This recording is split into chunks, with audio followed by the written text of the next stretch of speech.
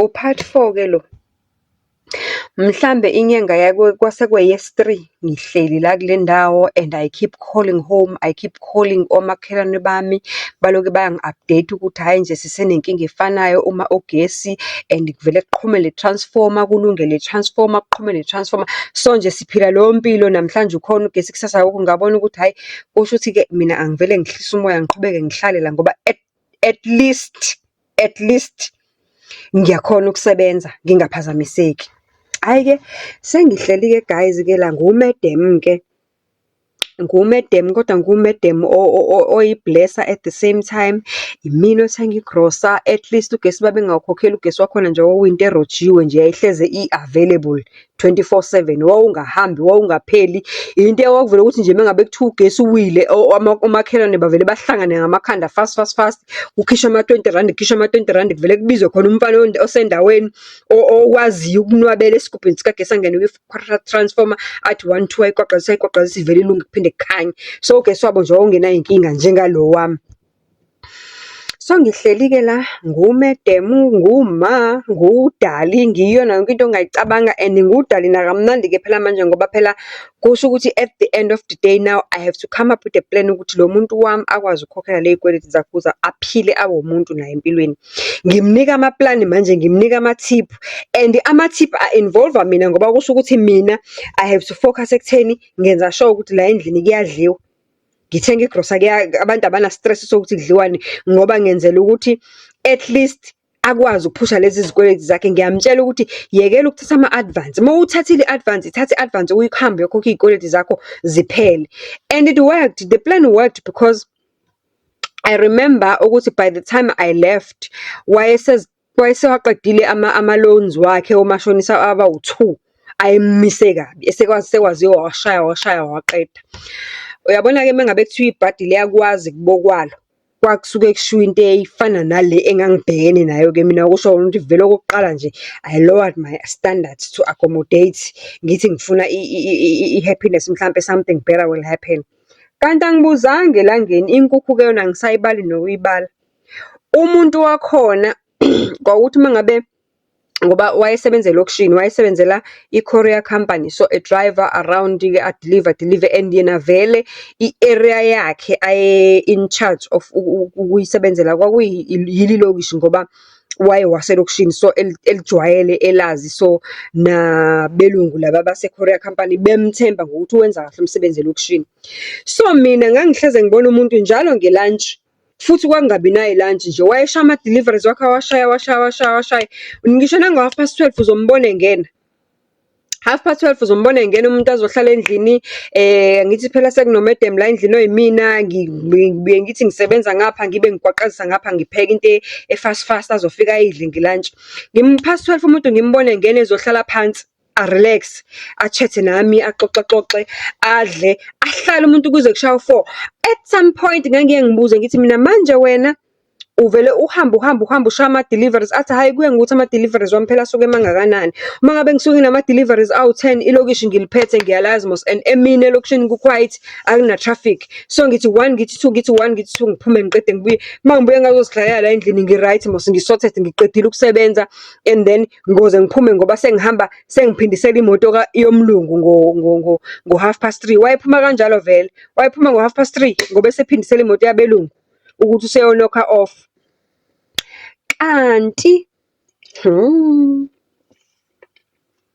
Kanti lento le aloke yenza, obvious imoto ye-courier company ine-tracker. Lento aloke yenza ukhona ombukayo, ukhona orekhoda phansi ukuthi le moto le ine-tracker njalo ihambe kuphela ama-deliveries. Ngisho nango-11 uyangena endlini ahlale phansi mase eqedile ukwenza ama-deliveries, aze ahambe ngo-3:30 ngoba eseyoshayisa, eseyonokha off, uzonokha off ngo-5:30, ngo-4:30 and then ngo-5 useyasayina off njalo. Kanti lento iyarekhodwa and ngangiloke ngibuza ukuthi manje wena awusabi ukuthi kena untshontsha isikhathi sabelungu ngalento oyenzayo. Athi no, ngisuke sengiqedile. Ngithi kodwa at the end of the day masuke soqedile akumelanga ukuthi uphinde le office uyobheka amanye ama deliveries that you can still do for that day, ngoba usuke usengahamba uphindele. Hayi umuntu athi nje hayi khululeka sithando sami ngiwuphethe umsebenzi lo mina kade ngawenza ngujwayele ngiright ngimoja, nothing will happen. Kanti angibuzange elangeni, angiyazi-ke inkukhu yona ukuthi ngiyishaya ngaphi. Lento iyarekhoda kuthe kusuka wavele wabizelwa i-case. Wabizelwa i-case umuntu wakhona ukuthi kubonakele ukuthi yena on record uphuma emsebenzini, uphuma nemoto ngo7:30 ngoba wayevuka ngo4 ekuseni. Wayevuka ngo4 nge5:30 useyaphuma endlini, ngo6 usemsebenzini, and then imoto uphuma nayo sephuma nama-order aphelele ngabo7 7:30 depend ukuthi ama-order angakanani. Mekaphuma kuyabalwa phela ukuthi ama-order suke kade mangakhi. Ngokomthetho kusuke kufanele makajike aphindele emuva olanda amanye ama-order, nangajiki aphindele emuva ngoba indlu yakhe iselokishini. Kanti bamnombola.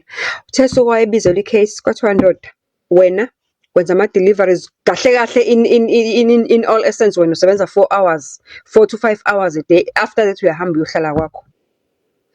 And sikufakela icala manje ukuthi wena akumelanga ngabe uyahamba uyohlala kwakho. Lento engangimbuza yona, wena kumele ngabe uthi uma uqeda ukwenza ama-deliveries ujike uphindele e-office uyobheka amanye ama-order akhona ukuthi awekho namanye ama-order aya elokishini kusuke kufanele uwahambise, hhayi ukuthi uhambe uyohlala kwakho. Hey, walihamba leli cala ngamnikeza ngosiyami ama-tips, zikhulumele uthi kwasho ukuthi icala li-strong ngoba at the end of the day imoto ine-tracker eshoyo ukuthi wena uhamba ujike uqede. And amanye ama-order uphindela nawe emuva ngoba mengabe umuntu ungamtholi uyahamba phela uphindele nawe emuva. And noma sehambile wayohlala kwakhe lapha egqolozelele nami emehlweni ngisebenza, bese hambile wayohlala kwakhe akabe sabuyela kwi-client ayophinde ayo-check futhi uyalithola yini, uvela ashude aphindele e-office useyohambisa imoto useyabuya useyashayisa uyabuya. Angena amanzi endlini, athe mayengena amanzi endlini walihamba icala kuphela ngisho isikhathi singakanani lavela amgojela halakasha. Lamgojela icala kwacaca ukuthi hey uyaxoshwa, uyaphela umsebenzi. Waxoshwa futhi ngempela. Angithi mina engumedem la engumangqingqiza. Angithi mina mangqingqiza la bengivele sengiqalile ngoba ngithi ngilekelelana ukuthi akwazi ukuphusha izikweletu zakhe ukuze siphile kangcono. Bese ngiqalile vele ngitake over igrocer. Well, that was the only thing. And ke mina ke if there is one thing about me, angikwazi ukuhlala ngekho kudla khona. At the end of the day, whatever that I was doing it for me as well, because nami ngangikudinga ukudla. Angikwazi nje ukuhlala ngingakuboni ukudla, ngingafa, ngingabhubha, ngingangcwatshwa. Sisakhuluma ngokudla nje, don't forget to go and subscribe to Foodgasm channel, What's Cooking with Z. Ngizoyifaka i-link here. Ngicela nisubscribe kulo channel. Good things are coming. So angikwazi ukuhlala ngaphandle kokudla, angikwazi ukungakuboni ukudla emehlweni. Angivula ifridge ngibone noma ngaba ngilambile, mangiyivula ifridge angikuboni ukudla efridgeini. Ngitake over igrocer la endlini ngumangqingqiza ngumedem. Waphela umsebenzi emntwini. Manje uma uphela umsebenzi uphela kwaqondana nangesikhathi sifanele ngibuye nami ngoba ugesi sebeyangitshela omakhelwane nami ukuthi hayi engazi ukuthi sekufakwa i-transformer entsha and sekubukeka sekungconywana usungabuya makhe ngoba khona umuntu engiloyo ngicommunicate naye. Manje senginamahloni ukuthi angisakwazi phela ukumshiya ngoba naku senginenkinga, ungisizile na mina ngesikhathi nginenkinga kagesi angithi. Angisakwazi phela ukuvele ngithi nje up and leave just like that. Kufanele ngithi ukuzibizibisa kancane ngabizibisa inyanga eyi1. Hey, hleli nendoda ke manje ecomplaina every day, complaina every day, ihlala endlini day in day out, iphuma ingena ayina plan up until kwaze wafika umhla wecala wokugcina ke ngcike manje. Mawufika umhla wecala boom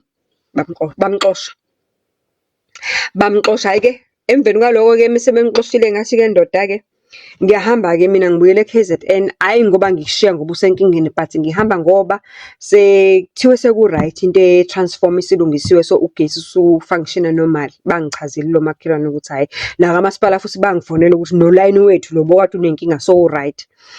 Ngihambe ke manje sekufanele ngihambe ngibuyele ekhaya. Uma ngihamba ngibuyele ekhaya ke athi uhamba nami. Ahambe ngithi mina okay it's fine ungahamba nami kodwa ngicela ungenze into eyi1. you are going to stay there only 1 week ngoba kufanele uphinde ubuyele wena uyolungisa into zakho zaka-labour. Kufanele ngimchazele ukuthi emsebenzini make sure ukuthi bakunikeza u-1 no-2 no-3 amafomu akho yokuyoclaim aka-labour and everything at okay. Mese sibuyile afika ahlale la 1 week. Mese efika ehleli la 1 week akasafuna ukuphindela emuva. Ngithi hayi ndoda, hamba phela.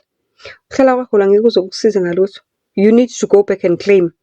Meka hamba imina-ke manje sengikufanele ngimbhukhe ithikithi lokuthi aphinde emuva. Mangiqeda ukubhukha ithikithi lokuthi aphinde emuva, kufanele ngimnikeze imadlana encane ukuthi ngoba la endlini la esisuka khona ku-dry. There's nothing. Nami ngiyazi there's nothing. I have to give him amasentshana ukuthi afike akwazi ukubamba lapha, braai pack whatever angayibamba abone ukuhlanganisa ini nani njengendoda. I have to give him ama-extra sentshana ukuthi ahamane ehlenyuka-ke manje ka-labour. Those of you who have been employed before baphelelwe umsebenzi, they know ukuthi into yaka-labour iya ngenhlanhla yakho. Ngelinye ilanga iyaba fast isheshe iphume imali yakho, ngelinye ilanga iyadileya. Yiloyo nto-ke uyangi-update-a-ke, hayi sekuhamba kanje, hayi sekuhamba kanje. Ngapha ngimclaimele imali yakhe ilokhunjana ikhampani ayisebenza kuyona ilokhunjana i-pension fund yaka-Momentum. Sengimclaimele imina, idatha yami ngingenile efonini ngamenzela akayazi phela lento ukuthi yenziwa kanjani. Yimi sengumangqingqiza in every aspects now angithi khona to khona yimi kufanele ngenze ngiqede isho leya nto ukuthi imali yakho izophuma in 6 weeks. Yasemsebenzini ngapha ka-labour, u-labour uthi up to 3 months. So sekushoda ukuthi amanegqiqa-ke ehla enyuka. Njengoba amanegqiqa ehla enyuka nje yimina engimane ngisenda-ke o-200 o-300 o-500 akehla enyuka phela. Ngibuzeni ukuthi mase kuphuma imali wenze njani? Hayi ngiyanitshelile ukuthi yabona le is one of the stories you'll never tell. Usopa. Ngibuzeni. Ayingiblockanga yini indoda sekuphuma yempesheni? Ayingiblockanga yini? Yaphuma neyaka-labour. Wabuya nepheshana elishoyo ukuthi izophuma ngubani, kwashiwo i-date nenyanga ezophuma ngayo. 1 week before izophuma leyo mali leyo, I was the one who was sending him u-300 rand ukuthi azakwazi ukuhamba kuyoyibheka leyo mali. Kwathi sekusele 2 days before iyophuma, sengimfonela umuntu engasalibambe ngisho ucingo. Date below your standard in your class, uzozibona ukuthi ufana nobani. Not that ngikhalazela ukuthi ngangithenga amagrosa nani, because nami leyo grosa ngangiyidinga kwakumele ngiyidlile.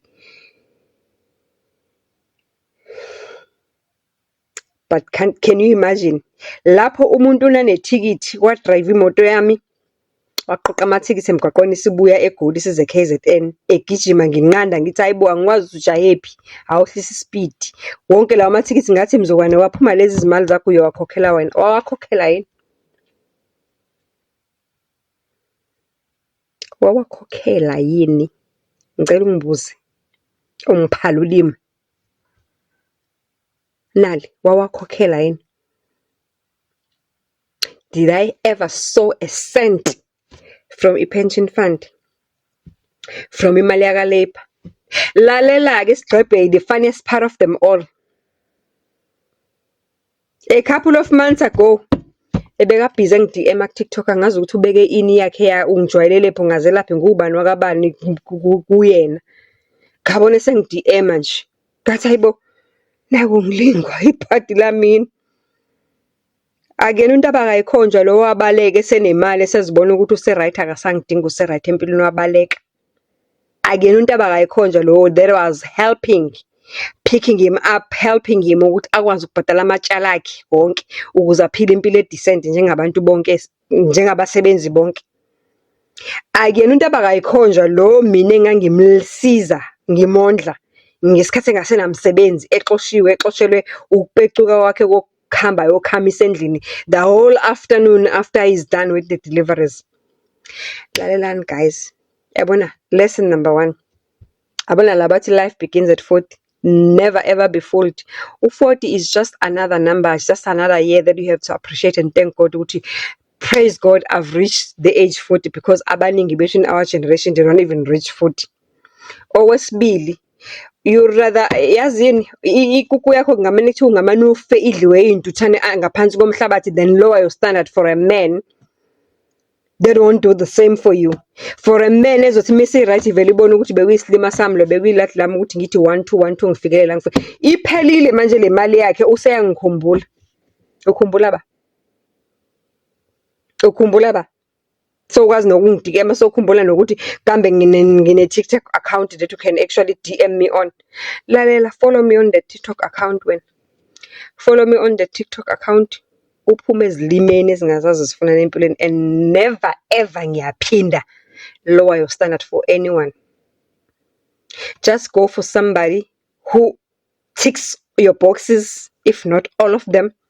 Go for somebody inhliziyo yakho ethi gugum for. Ngoba uzoze uthi hayi Nkosi yami sengenzela nje ukuthi kuthiwe nami nginomuntu noma mhlambe Nkosi yami makuthiwa Nkosi yami ngincenga ke ngapha mhlambe ngizoyithola ihappiness. Happiness yakho ayilali komunye umuntu, ilala kuwena self.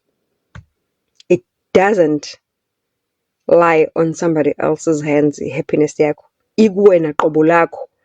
Iba happy wena ngawe, uzithande wena first. Wazi wena ukuthi ufunani. Do things that make you happy and never ngiyayiphinda lowering your standard for uxam. Cheers. Don't forget to send me your stories.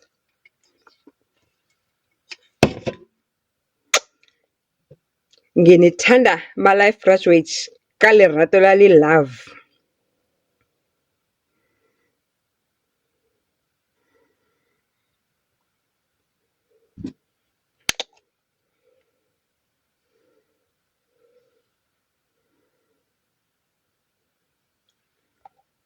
Sibeni bahleke.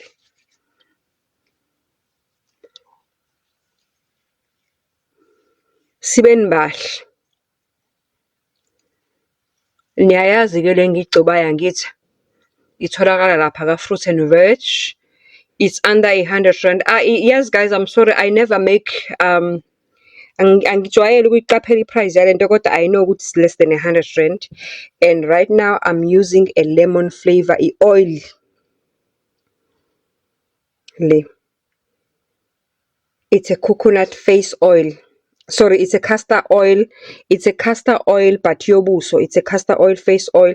This is a mint flavor that I'm using today. So I'm about to sleep. So I'm just gonna rub my face with this.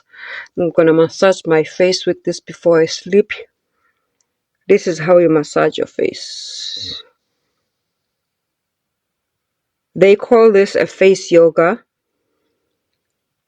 Mina-ke Nkosi yami ngihlezi ngibusy. I don't get enough time to do this. They usually recommend that you do this three times a week, 3 to 4 times a week, like this. And don't forget ukuthi if you want low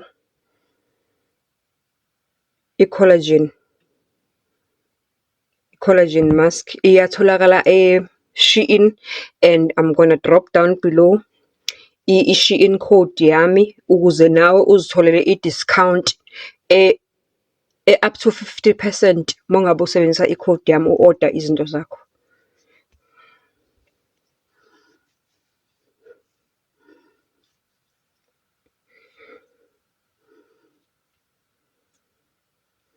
Take care of yourself. Love yourself. Self-love is very important. And love those that love you. Love those that make you happier.